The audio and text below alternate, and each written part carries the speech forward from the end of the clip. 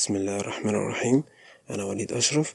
هنتكلم النهاردة عن Practical Organic Chemistry General Scheme، أدواتك وحاجتك، ويلا بينا. تقسيمة المواد اللي عندنا، احنا درسنا 4 مجموعات ب11 مادة. المجموعة الأولى كانت الأروماتيك هيدروكربونز، كان فيها البنزين والتولوين.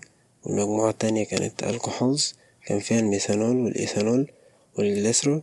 المجموعة التالتة كانت الألدهيدات والكيتونات، كان فيها الفورمالدهيد والأسيتالدهيد والبنزلدهيد والأسيتون. المجموعة الرابعة كانت الكربوكسيليك أسيد، كان فيها الفورميك أسيد والأسيتيك أسيد. هتعامل معاهم ازاي في الامتحان؟ لازم ابقى عارف حاجة اسمها General Scheme أو المخطط العام. مبدئيا لما باجي اعمل ريبورت اصلا ببقى محتاج اول حاجة اكتبها الفيزيكال بروبرتيز، ودي حاجة مفروغ منها. بكتب فيها 4 حاجات، وهي الكالر والشيب والمسابيليتي والأودر. الشيب دايما ليكويد، والأودر دايما has a characteristic odor. الباقي بقى على حسب. نيجي بقى للكيميكال بروبرتيز. في اختبارات معينة همشي عليها وبالترتيب. أول اختبار هعمله هو المسابيليتي تيست، هيطلع معايا إما immiscible with water أو immiscible with water. لو miscible with water هيبقى معايا الميثانول والإيثانول والجليسرول والفورمالدهيد والأسيتالدهيد والأسيتون والفورميك أسيد والأسيتيك أسيد. إنما بقى لو immiscible with water يبقى معايا البنزين والتولوين والبنزلدهيد. ده مسار وده مسار لوحده تاني. خلينا في المسار الأولاني وهو immiscible with water. بعد ما عملت اختبار المسابيليتي هعمل الاختبار التاني وهو الشيفس تيست، وهو عبارة عن ان بجيب 1 ملي من الأنون و1 ملي من شيف رياجنت. لو طلع معايا بينك كولر يبقى هو يا فورمالدهيد يا اما اسيتالدهيد، وساعتها بكمل ال3 اختبارات التانيين عشان افرق ما بين الفورمالدهيد والاسيتالدهيد. اول اختبار وهو الريسوسينول. لازم اجيب انبوبة تكون جافة وبحط فيها 1 ملي من الأنون و2 شيتس من الريسوسينول ونص ملي اوف كونك H2SO4. لو اداك ريدش violet ring and white PBT يبقى ده الفورمالدهيد، لو اداك نيجاتيف يبقى ده اسيتالدهيد. بعد كده اختبار الايودوفور.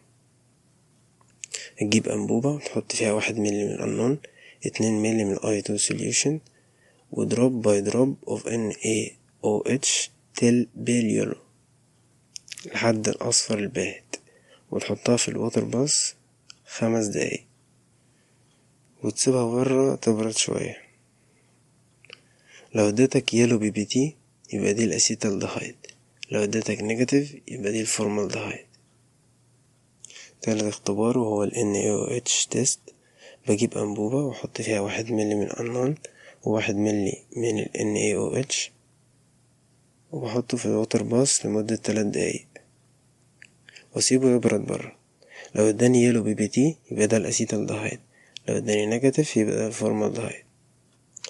كل ده واحنا لسه في الشيفس تيست. لو الشيفس تيست بقى مدانيش بينك كولر اصلا يبقى ده يا اما ميثانول يا اما ايثانول يا اما جليسرول يا اما اسيتون يا اما فورميك اسيد يا اما اسيتيك اسيد.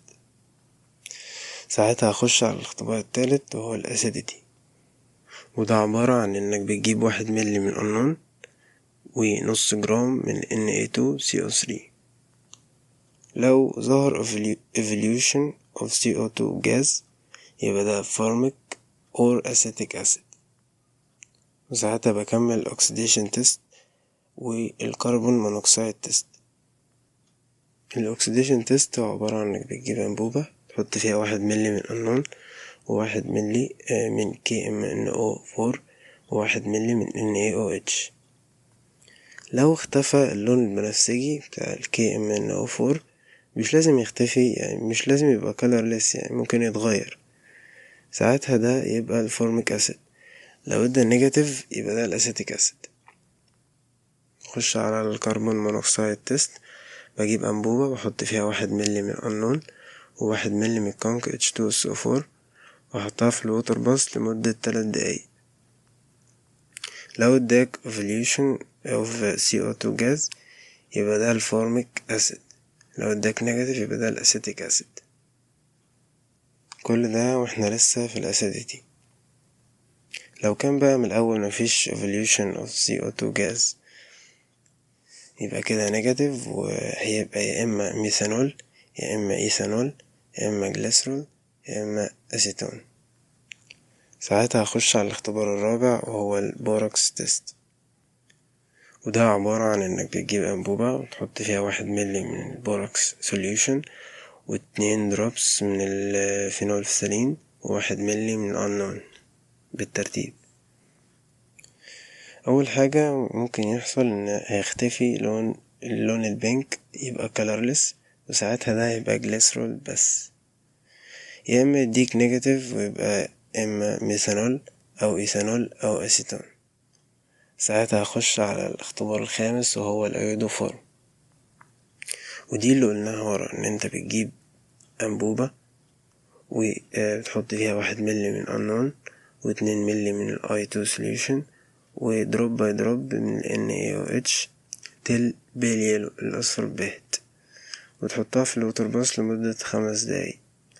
بس هنا بقى هيديك 3 نتائج، يا إما هيديك اليلو BPT على البارد وساعتها ده هيبقى الأسيتون، يا إما هيديك اليلو BPT after heating وده هيبقى الإيثانول، يا إما مش هيديك أي حاجة خالص نيجاتيف وده هيبقى الميثانول، وساعتها هتعمل الاسترفيكيشن. وده عبارة عن انك بتجيب انبوبة بتحط فيها 1 ملي من الميثانول ونص جرام من السالسيليك اسيد ونص ملي من الكونك H2SO4 وتحطها في اللوتر باص لمدة 3 دقايق. وبتكون مجهز انبوبة فيها 5 ملي من Na2CO3 زائد 20 ملي من المية، وتحط الانبوبة الاولانية على التانية. لو اداك effervescence with fruity odor يبقى ده هو الميثانول، وهو اصلا الميثانول انت بتتأكد بس مش اكتر، دي التجربة التأكيدية بتاعة الميثانول. بس ده هو المسار الاولاني. نخش بقى على المسار التاني وهو ال immiscible with water، وده اثر بكتير لانه 3 مواد بس من ال11 مادة اللي هما البنزين والتولوين والبنزلدهايد، اللي انا عرفت ان هما ال3 بعد اول اختبار عملته. طب تاني اختبار ايه؟ هو برضو الشيفس تيست، نفس الكلام. هجيب انبوبة احط فيها 1 ملي من الأنون و1 ملي من الشيف رياجنت، لو اداني بينك كولر يبقى ده بقى هو البنزلدهايد، وساعتها هعمل الكانيزارو تيست. وده عبارة عن ان بجيب الانبوبة بحط فيها 1 ملي من البنزلدهايد اللي انا عارفه اصلا هو بنزلدهايد بس دي التجربة التأكيدية، وبحط 1 ملي من NaOH وبعمل بويلنج واسيبها تبرد بره. بعد كده بضيف عليها 1 ملي من الكونك HCl. لو اداني وايت BPT هو هيديني اصلا وايت BPT لان دي التجربة التأكيدية برضو، تمام؟ يبقى ده البنزلدهايد. كل ده لسه في الشيفس تيست. لو اداني بقى نيجاتيف يبقى قداميش غير الاتنين دول، يا البنزين يا التولوين.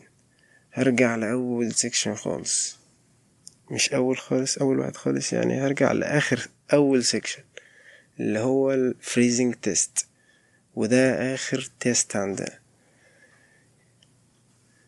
بجيب أنبوبة وأحط فيها 3 نقط بالعدد من الأنون، بلاش 1 ملي عشان أنا هحطها في التلج المجروش، فمحتاج نقطة نقطتين عشان تلحق تتجمد معايا، انما 1 ملي هيبقى كتير مش هيتجمد. هسيبها لمدة 5 دقايق.